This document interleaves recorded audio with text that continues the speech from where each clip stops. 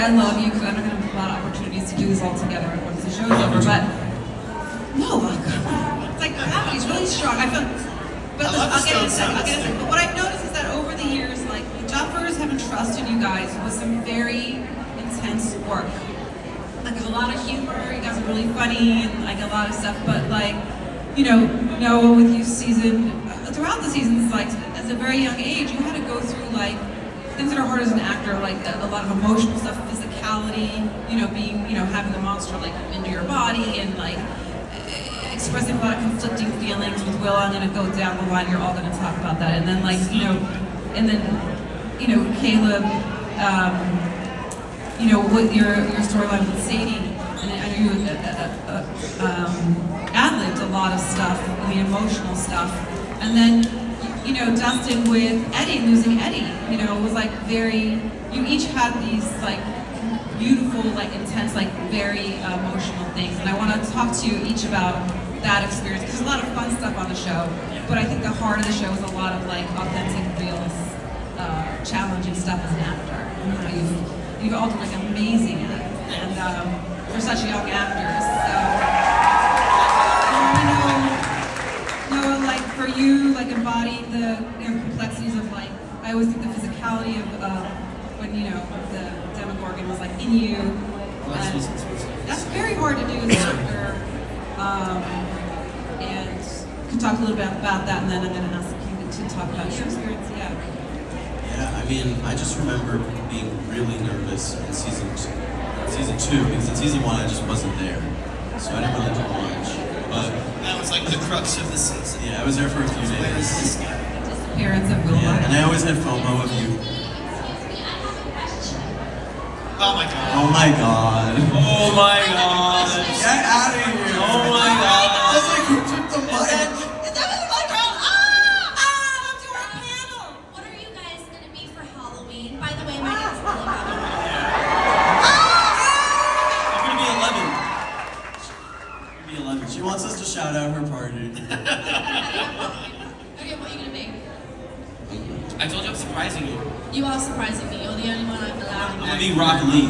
Okay, and then out of me and Finn, who do you love more? That's a hard one. Okay. Dude, I feel like we can find a good answer here. Me. You. I'm gonna say Finn. Yeah, of course you are. I'm gonna say Bye!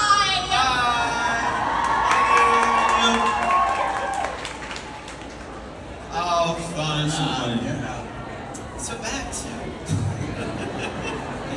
I'm surprised you don't tell. No, I'm actually gonna be Rock Lee. You guys know Naruto? I don't. Yes.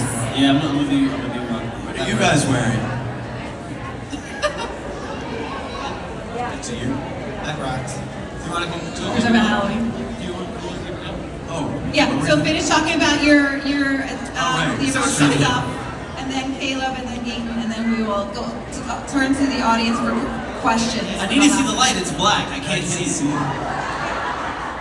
That's me. It's a big blockhead of me. Love you. Show me later. I'm sorry. I'm interrupting.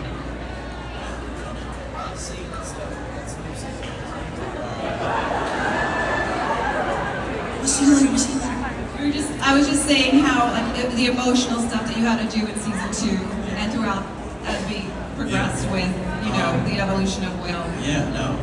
Sorry to What get was that. like? I know it's a lot. It's hard to talk about serious stuff with Will. We'll get through it. Yeah, no. I just remember in season 2 being really nervous coming in because I was so young and I'd never really done anything that intense or emotional.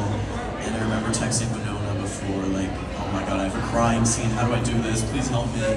And she was so amazing and took me under her wing and so helpful. And I just remember her sitting me down and even like going through our old texts. I'm like in awe at how sweet and protective she was. Like she did not have to go out of her way like that. And she did because she really cared and wanted the best for us. And I really feel like you as well like see us as like their kids. Yes. So it's just so nice to have that like role model and relationship. Yeah, she helped me through most of my stuff in season 2. Awesome. And Caleb, what about you? And for you, do you think there's like a lot of season 3 with the Sadie stuff with Max? Season 3? I'm sorry, season 4. Oh yeah. I mean, that was Thank you, thank you. I think that was it was fun to be able. I was able to kind of like expand my range and kind of like dive into a different emotion and level of maturity with Lucas that I haven't been able to tap into. So I was able to like actually think about, okay, how am I going to approach it? How am I going to make it nuanced and different and something that that would resonate with the people. And, because there's a lot of scenes in like different TV shows and movies that you see where people like have moments like that and there's crying and people do go through those things in their life, and I'm like, how can I bring it to life? So being able to have like a scene partner like Sadie to just riff off of. We did the scene so many different times. So having someone like her to be a scene partner was great, and she helped me a lot. You know what I mean? So it was intense. It was really exhausting, but it was fun. It was great. It paid off. It paid off well. A lot of people cried. So Yeah, it's a lot of crying.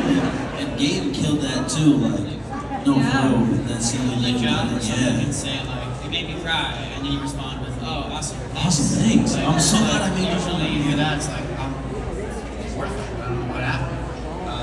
I love tackling stuff like that. In retrospect, actively doing it is tough.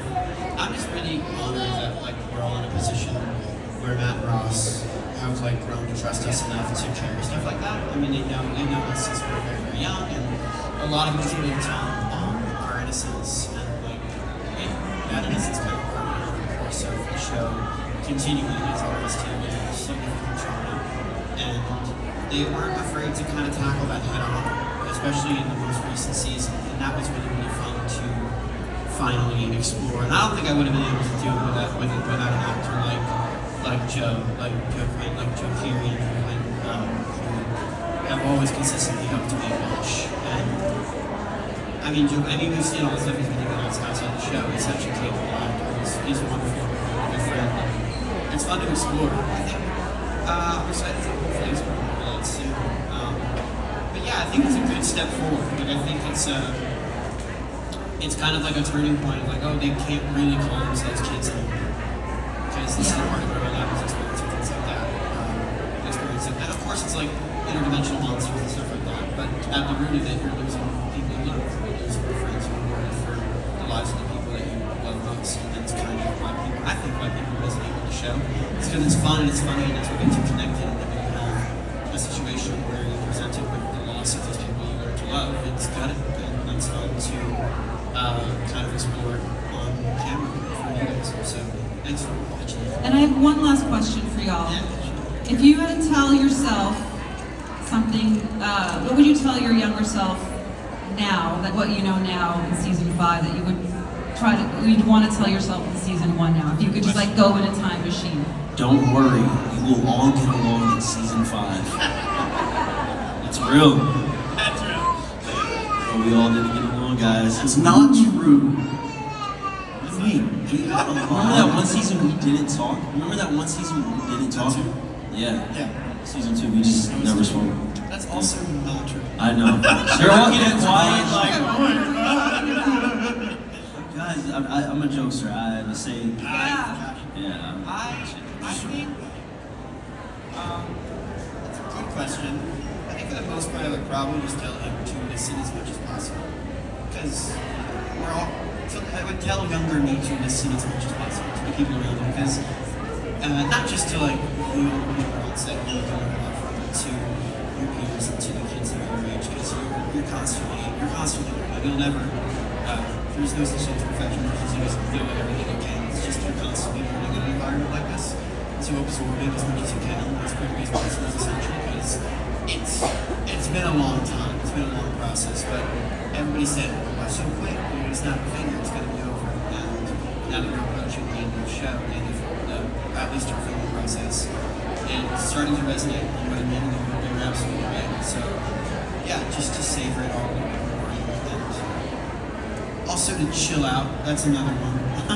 I have a tendency not to be able to. I still do, but at least I can reflect and be like, oh, I'm gonna be good. I'll be fine. One of those. Noah? Yeah, I think that's actually a really good point. I would say that pretty similar sentiment of like just don't rush it. Like I would tell 10-year-old me like you're gonna blink and you're gonna be 20 and it's gonna be ending in a few months. And it just happens so quick and I'm always wanting to like rush it and see what's next and get to the next thing, but it's like no, take a deep breath. The best part about all of this is the journey, not the destination, so just appreciate that part of it. Yeah, I agree with everything they said. One thing that you said about like listening, I'm not saying I wish I listened more, because I feel like for a kid, how like you can be told something and listen or retain that information as much as possible, but I wish I could go back and really like listen and act on certain things, you know what I mean?